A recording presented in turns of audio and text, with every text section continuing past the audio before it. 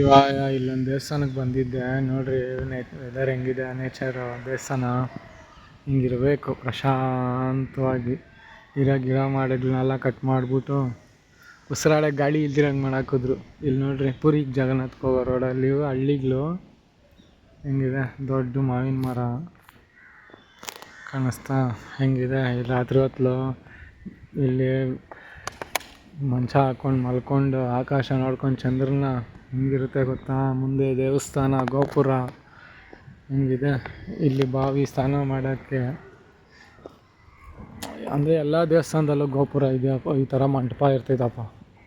ಒಂದು 4 ಜನ ಬಂದು ಕುತ್ಕೊಬೋದು, ಯಾರು ಏನು ಕೇಳಲ್ಲ, ಯಾರು ಏನು ಮಾತಾಡಲ್ಲ. ನೀವು ಎಷ್ಟೊತ್ತು ಬೇಕಾದ್ರೂ ಬಂದು ಕುತ್ಕೊಬೋದು, ದೇವ್ರ ಹತ್ರ ಎಷ್ಟೊತ್ತು ಬೇಕಾದ್ರೂ ಮಾತಾಡ್ಬೋದು ನೋಡ್ರಿ. ಇವಾಗೆಲ್ಲ ದೇವ್ರು ನೋಡೋಕ್ಕೂ ದುಡ್ಡು ಕೊಡಬೇಕಲ್ಲ. ಓಂ ನಮಃ ಶಿವಾಯ. ಸರ್ವೇ ಜನ ಸುಖಿನೋ ಭವಂತು.